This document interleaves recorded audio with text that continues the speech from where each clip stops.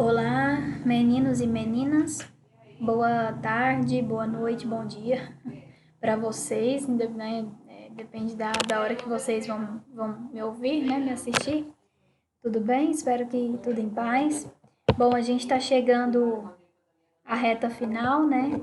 Bem cada vez mais próximo dela, né? Acredito que esse seja um dos nossos últimos conteúdos, tá? Da parte da microbiologia, né?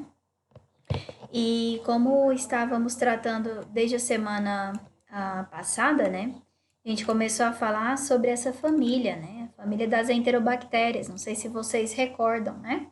E aí nós terminamos, né, na verdade, falando sobre questão do diagnóstico delas, né?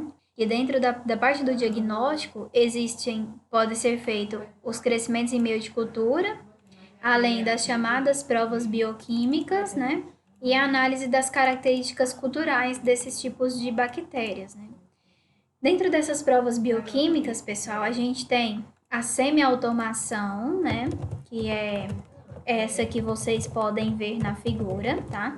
A semi-automação para enterobactérias, né, gram-negativas, é chamado de AP20A, certo? Que é essa que vocês estão vendo aqui coloridinha. Ou essa daqui, ó, né? Que é a mesma. A gente vai entender aqui que, tá vendo? Cada buraquinho, cada pocinho, melhor dizendo, desse daqui, a gente pinga um reagente, né?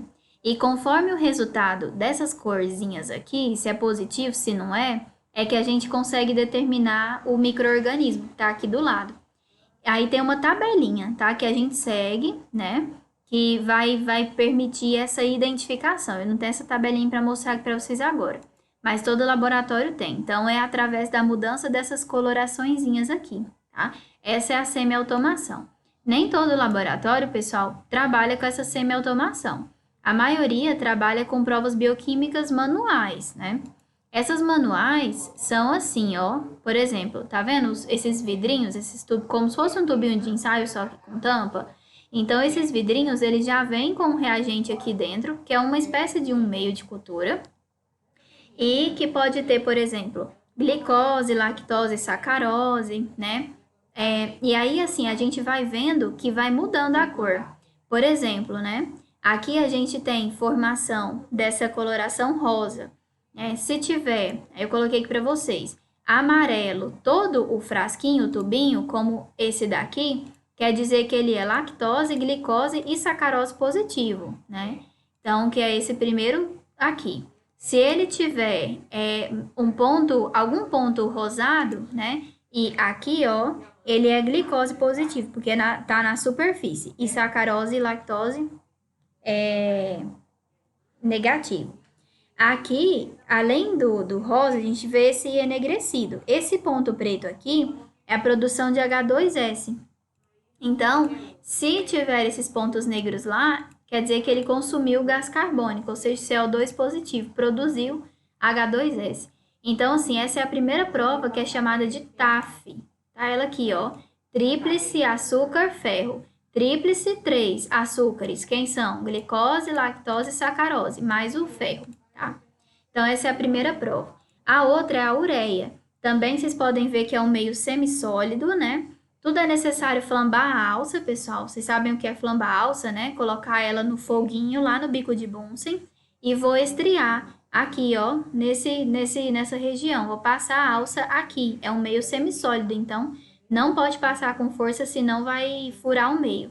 E aí, se ficar o meio, a cor normal é amarelo. Se você colocou a bactéria, você introduziu a amostra, por exemplo, na urina e estriou a alça aqui, ó, né, nesse meio, e tem a bactéria, e essa bactéria é ureia positivo, fica rosa. Então, ao invés de ficar amarelo, o meio vai se tornar rosado, que você vai ter esse resultado como ureia positivo. Aí, quando você chegar para analisar, lá no ponto da ureia, que é esse aqui, ó, ure, tá escrito aqui, tá vendo? Ele vai ser positivo, né? Então, você vai fazer uma somatória dessa tabelinha para saber qual é o micro-organismo, que nem aconteceu aqui.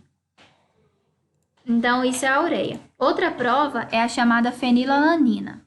A fenilalanina também é um meio semissólido, como vocês podem observar, que a cor normal dele é amarelo também. Se ficar verde, é fenilalanina positivo. Fenilalanina é um aminoácido, quer dizer, então, que ele apresenta, né, esse aminoácido fenilalanina. E ela só vai ser percebida quando acrescentar cerca de 3 a 5 gotas do reagente, que é o fel, a 10%. Se ficou verde, fenilalanina positivo. Citrato é outro meio, né? Tá vendo? A cor dele é azul, assim, esse azul aqui, ó, meio feio, né? Se você passou a alça de calibração, a alça de platina aqui, e ele ficou azul bique, azul caneta, né? Da música lá, azul caneta, esse micro-organismo, ele apresenta citrato positivo, tá? E aí, assim, você vai computando. Outra prova é a lisina, que também é um meio semissólido, né? A cor inicial dela, como vocês podem ver aqui, é púrpura, que é esse aqui, ó. Se ficar azul, né? Se permanecer púrpura, é lisina positivo.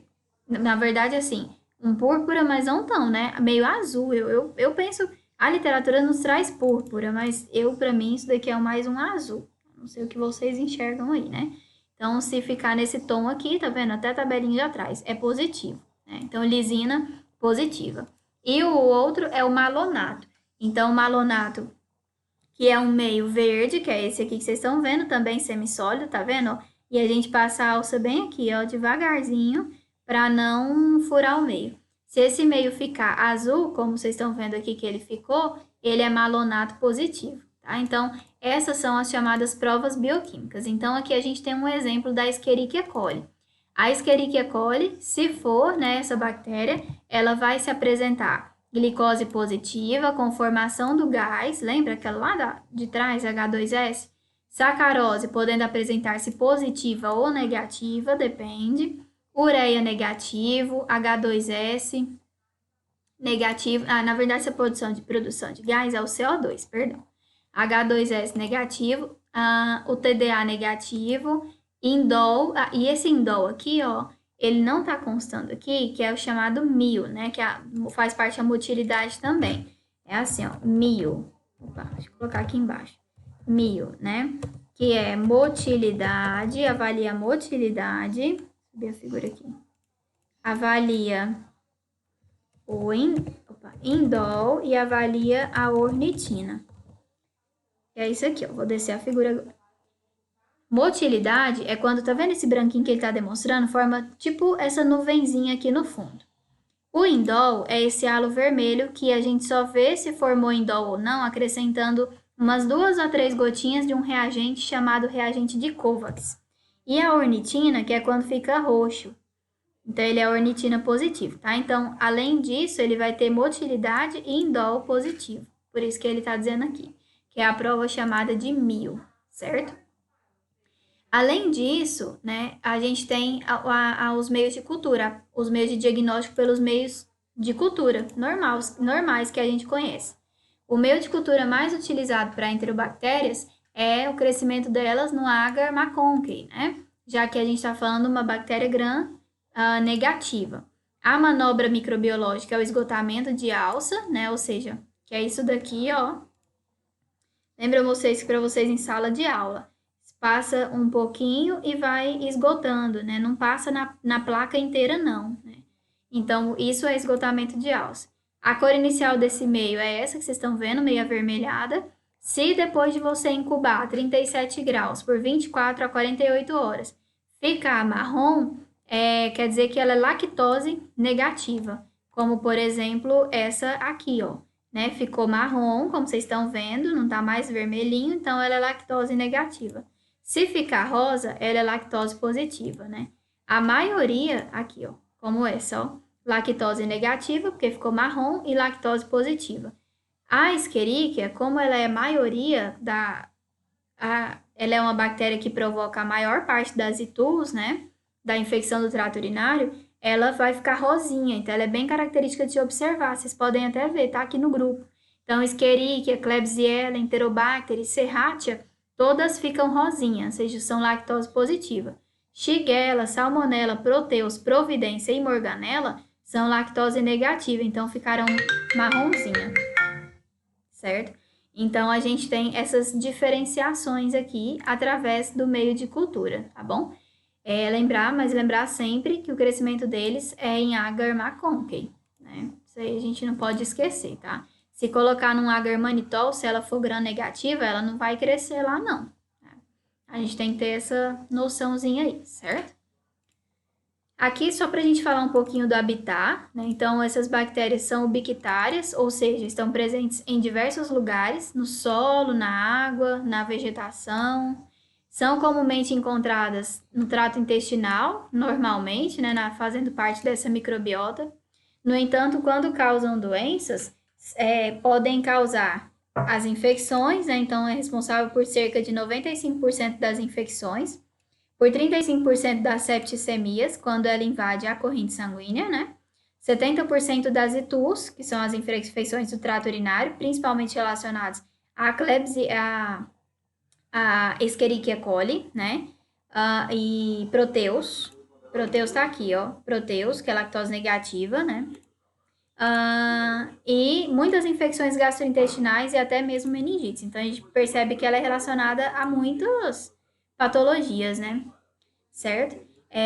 E aqui, só para a gente encerrar, os fatores de virulência que elas apresentam. Então, ela tem uma camada de LPS, lipopolissacarídeo, que eu falei isso para vocês lá no início, no vídeo anterior. Tem o antígeno K, que é um fator de virulência para ela. É considerado um fator antifagostário, ou seja, impede, né, impede que as nossas células fagocitem essa bactéria. Então, permite que ela fique ali por mais tempo. E o lipídio A, que é outro fator de virulência relacionado à febre, né? Então, a formação das citocinas pró-inflamatórias, que vocês veem lá com o professor Wesley, né? Imuno.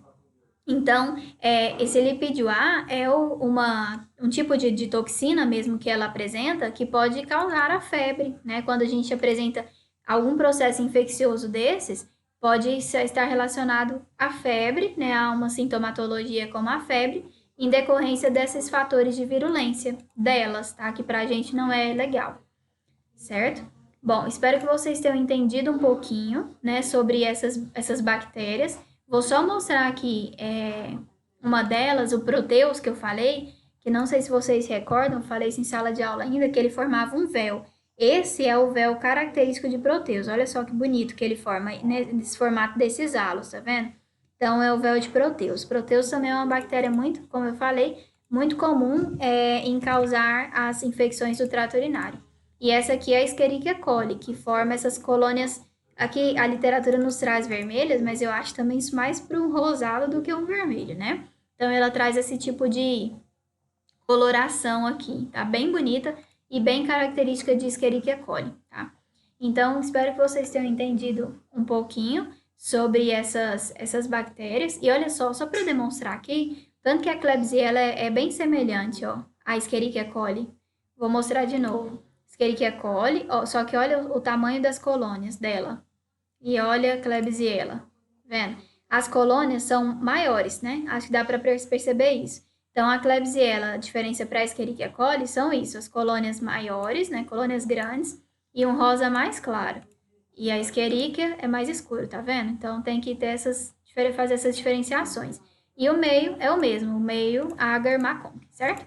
Aqui, o outro meio que é usado para Salmonella Shigella, que pode ser feito também, que é o agar SS, né? Então, vocês estão vendo aqui é a Escherichia coli e aqui é a Salmonella e a Shigella. Olha a diferença. A Salmonella ela é bem escurinha, bem pretinha, no meio SS, no agar SS. E a Shigella, ela fica quase da cor do meio, quase que imperceptível, né?